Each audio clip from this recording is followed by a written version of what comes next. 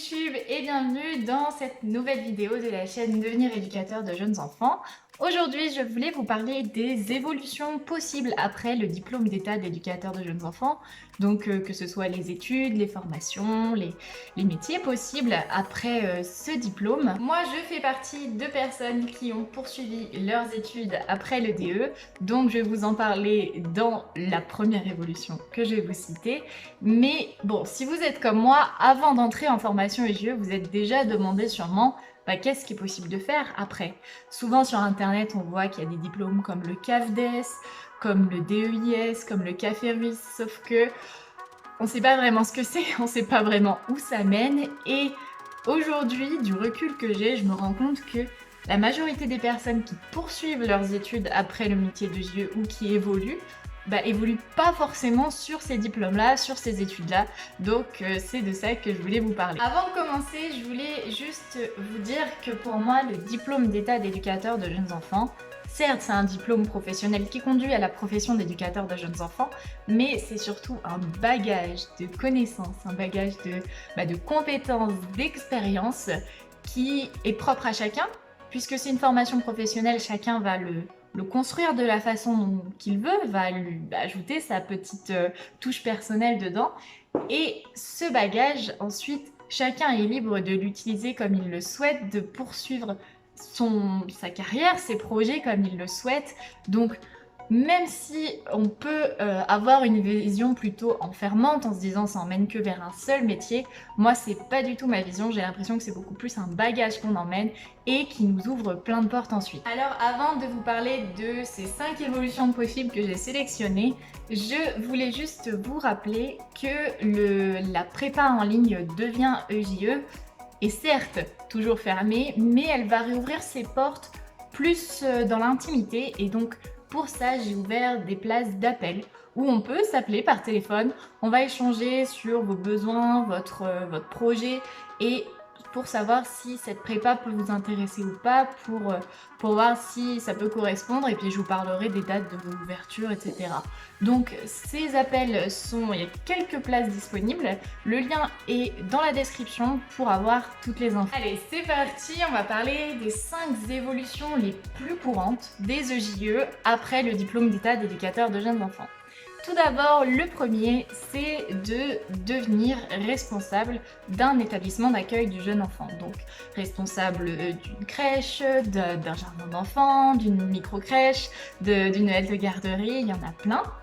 Alors, ce qu'il faut savoir par rapport à cette évolution-là, c'est que légalement, un éducateur de jeunes enfants, une fois qu'il est diplômé, s'il a 3 ans d'expérience de terrain, il peut prétendre à un poste de responsable.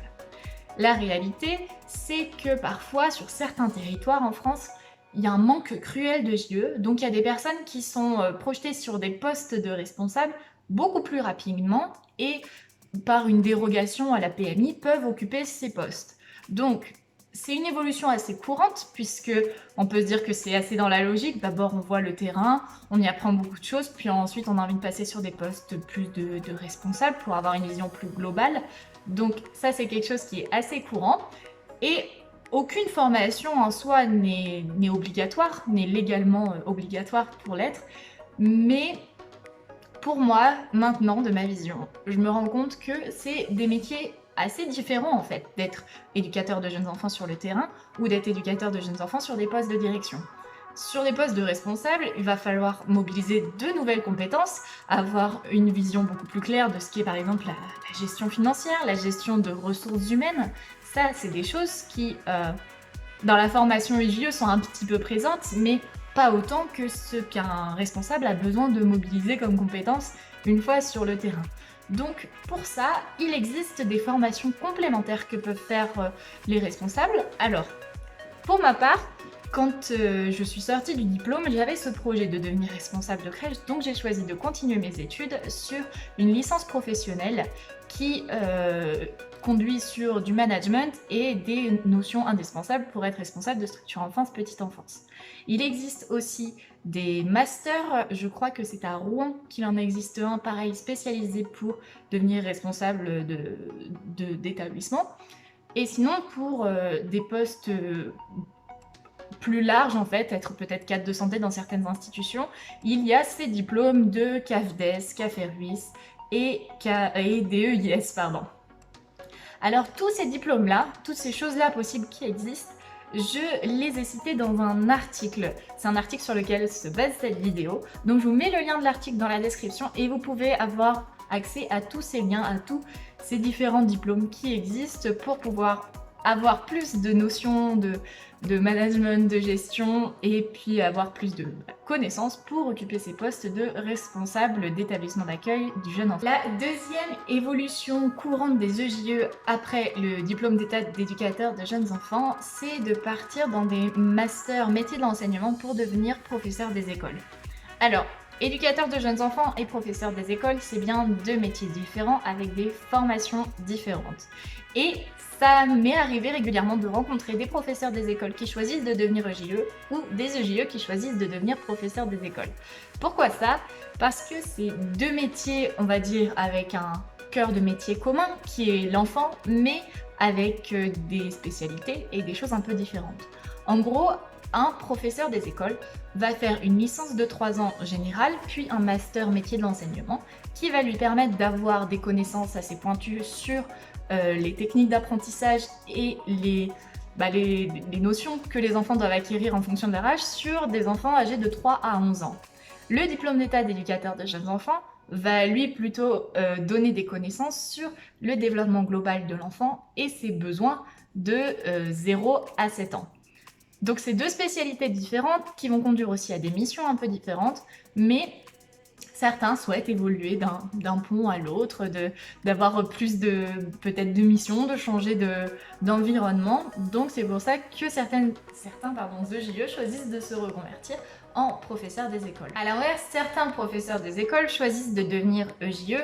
Alors les raisons sont souvent très personnelles. De ce que j'ai entendu, c'est parfois des personnes qui ont besoin de se reconnecter aux besoins individuels de l'enfant et plus penser sur un groupe, une classe d'enfants. L'avantage aujourd'hui pour les EJE qui veulent devenir professeurs des écoles, c'est que le diplôme d'état d'éducateur de jeunes enfants depuis la réforme de 2018 est considéré à un niveau licence, ce qui permet d'entrer facilement directement sur le master de métier de l'enseignement. Je voulais rajouter une dernière petite notion sur cet aspect-là, c'est que les éducateurs de jeunes enfants peuvent parfois travailler dans des écoles.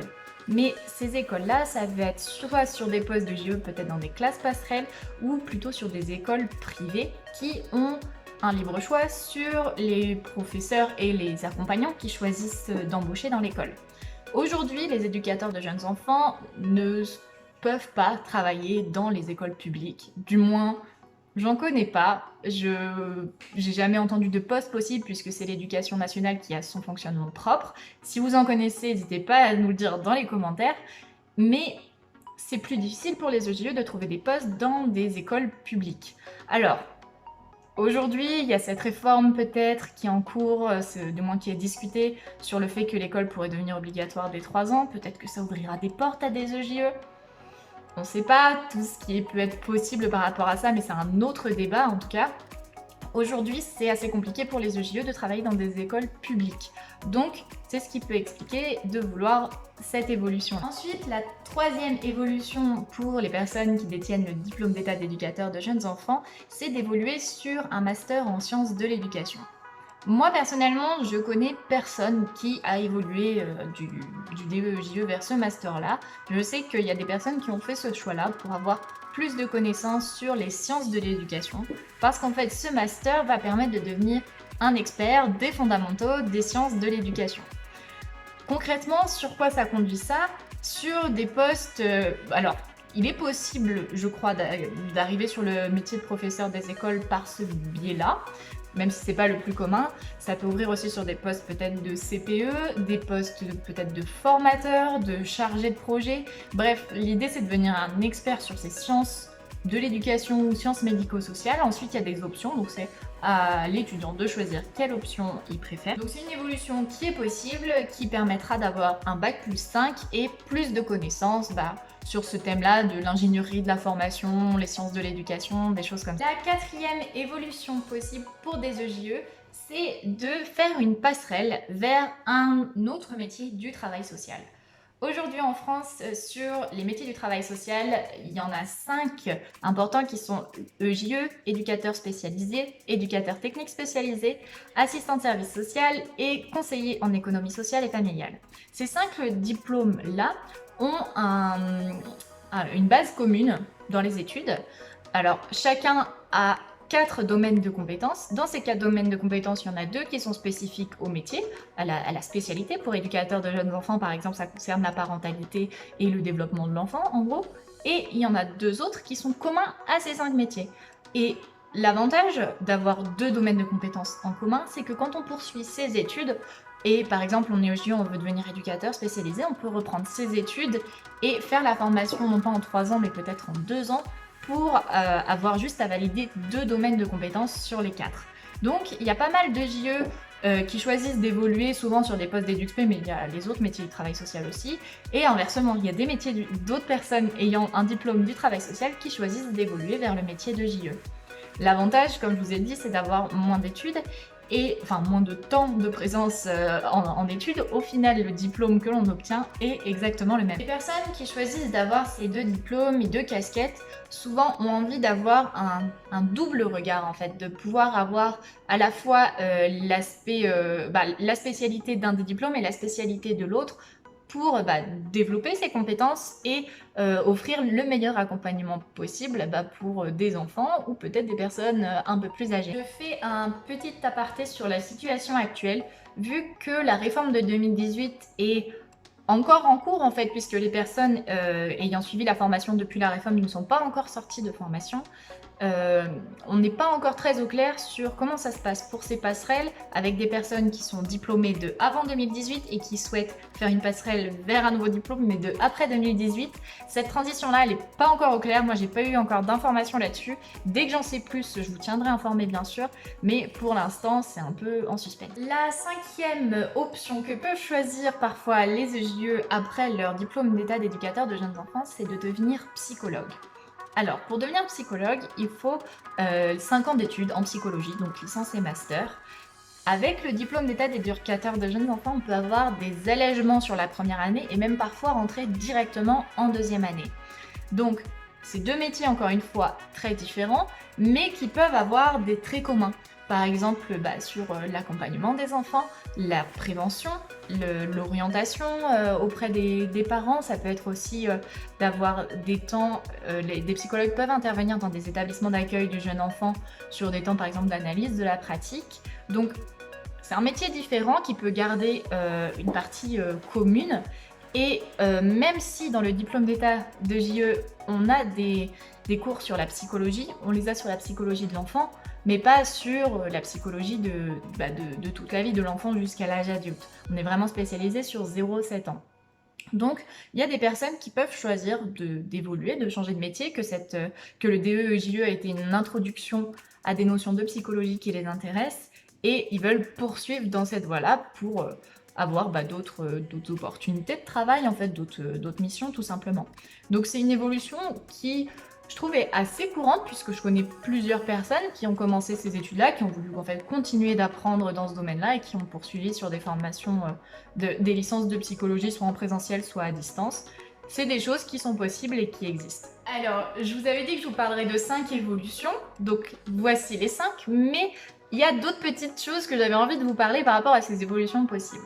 Je vous ai dit que le DE-JE, c'était un bagage qu'on construisait de compétences, de connaissances, d'expériences, et qu'ensuite on pouvait choisir d'aller plus loin dans d'autres aspects. Souvent les EJE ont aussi des formations continues sur le terrain sur plein d'aspects, donc c'est aussi un moyen de continuer à se former, d'avoir des formations continues d'une journée ou 2 sur des sujets. Et puis il y a d'autres formations qui existent qui sont possibles. On peut se former sur des aspects très techniques comme par exemple le massage bébé, comme le portage en écharpe, comme peut-être les espaces Snozelen. Il y a plein de petites formations comme ça qui existent, par exemple aussi je pense à la formation Montessori. Il y a plusieurs formations qui existent et chacun est libre de les poursuivre là où il souhaite. Donc voilà ce que je voulais vous dire sur les évolutions possibles après le DE-JE. Ce qu'on trouve en général sur internet, c'est le CAFDES, le CAFERUS et le DEIS, mais les EJE, de ce que j'ai observé, en général, une fois qu'ils sont diplômés, pardon, choisissent d'évoluer aussi dans d'autres voies différentes. C'est sur ces derniers mots que se termine cette vidéo. Je vous rappelle que les places pour réserver un appel et échanger sur vos besoins si vous voulez entrer en formation EJE sont encore ouverts. Donc le lien est dans la description et on pourra échanger de votre parcours, de vos besoins et voir si la prépa en ligne devient EJE pourrait correspondre à ce que vous recherchez. Et moi je vous dis à la semaine prochaine pour une nouvelle vidéo sur la chaîne de Devenir éducateur de jeunes enfants.